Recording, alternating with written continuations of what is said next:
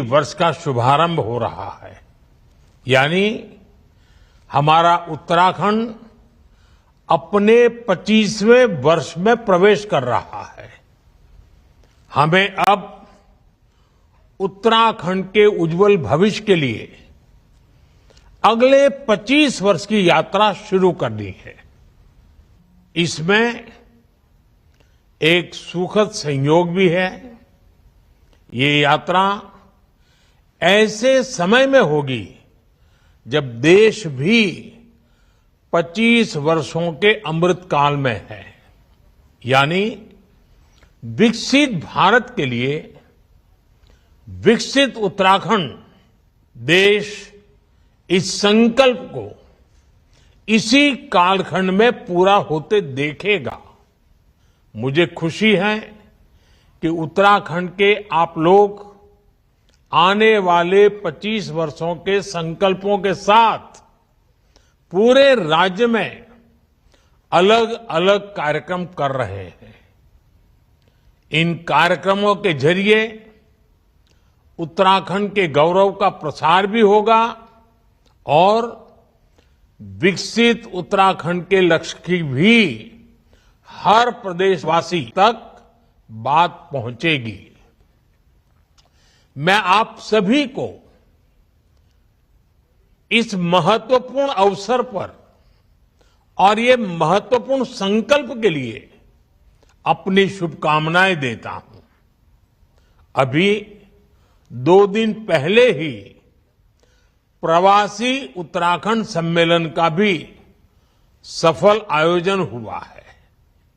मुझे विश्वास है हमारे प्रवासी उत्तराखंड वासी राज्य की विकास यात्रा में ऐसे ही बड़ी भूमिका निभाते रहेंगे। साथियों, उत्तराखंड के लोगों को अपनी आशाओं और आकांक्षाओं को पूरा करने के लिए लंबे समय तक अलग राज्य के लिए प्रयास करना पड़ा था। ये प्रयास तब पूरे हुए जब केंद्र में श्रद्धेय अटल जी के नेतृत्व में, बीजेपी के नेतृत्व में एनडीए की सरकार बनी। मुझे खुशी है कि जिस सपने के साथ उत्तराखंड का गठन हुआ था वो हम सब साकार होते देख रहे हैं। देवभूमि उत्तराखंड ने हम सभी को, भाजपा को हमेशा खूब सारा प्यार दिया है, अपनत्व दिया है। भाजपा भी देवभूमि की सेवा की भावना से उत्तराखंड के विकास में कोई कोर कसर बाकी नहीं छोड़ रही है। साथियों, कुछ दिन पहले ही केदारनाथ मंदिर के कपाट बंद हुए हैं। कुछ साल पहले बाबा केदार के दर्शन के बाद उनके चरणों में बैठकर मैंने बड़े विश्वास से कहा था कि ये दशक उत्तराखंड का दशक होगा। बीते वर्षों में उत्तराखंड ने मेरे इस विश्वास को सही साबित किया है। आज उत्तराखंड विकास के नए रिकॉर्ड बना रहा है, नए कीर्तिमान गढ़ रहा है।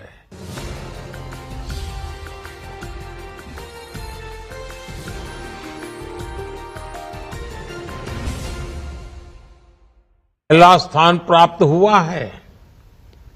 ईज ऑफ डूइंग बिजनेस में राज्य को अचीवर्स और स्टार्टअप रैंकिंग में लीडर्स की कैटेगरी में रखा गया है।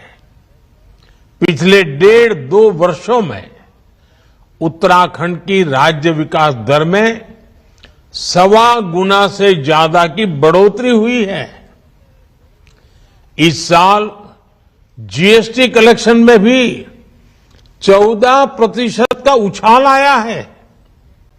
2014 में उत्तराखंड में प्रति व्यक्ति आय करीब 1.25 लाख रुपये सालाना थी, जो आज बढ़कर 2,60,000 रुपये हो चुकी है।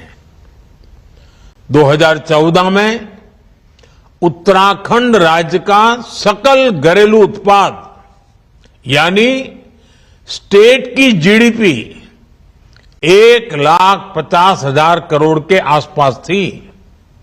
अब ये बढ़कर करीब करीब 3,50,000 करोड़ रुपए हो गई है। ये आंकड़े बताते हैं कि उत्तराखंड में कैसे युवाओं के लिए नए अवसर पैदा हो रहे हैं, कैसे यहां औद्योगिक तरक्की हो रही है। सरकार के प्रयास से उत्तराखंड के लोगों का, विशेषकर राज्य की हमारी माताओं, बहनों, बेटियों का जीवन भी आसान बन रहा है। उत्तराखंड में 2014 से पहले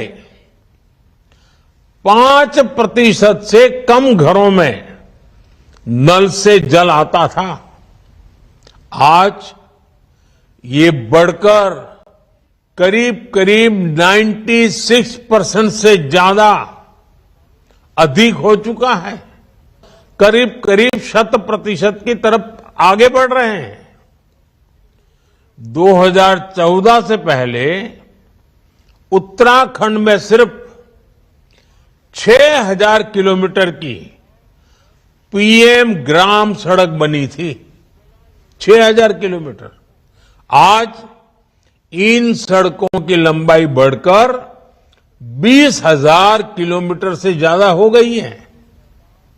और मुझे मालूम है पहाड़ों में सड़कें बनाना कितना बड़ा कठिन काम होता है और कितनी बड़ी जरूरत होती है।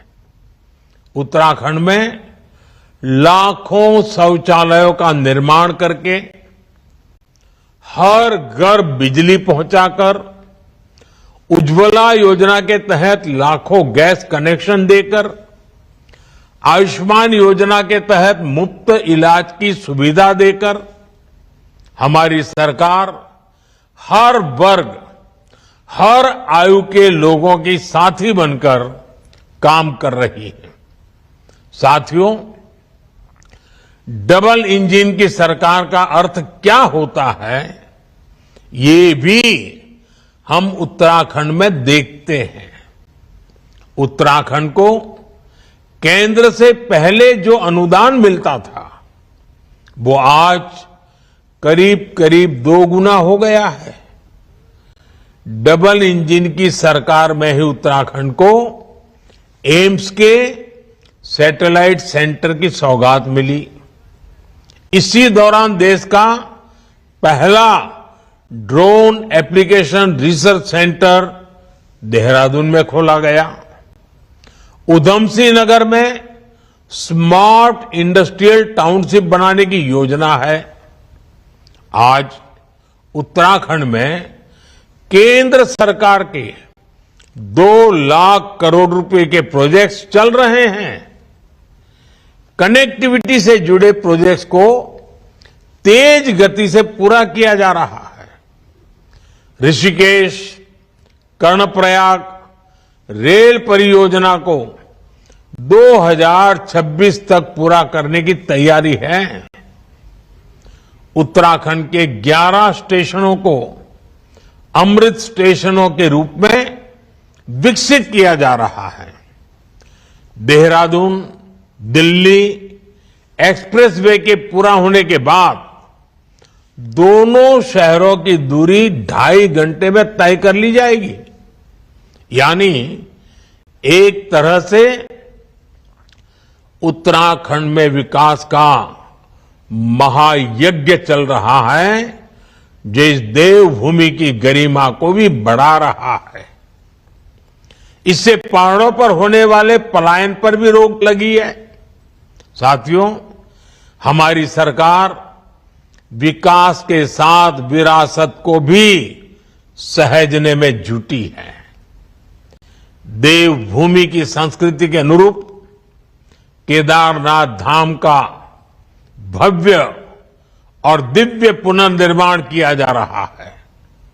बद्रीनाथ धाम में विकास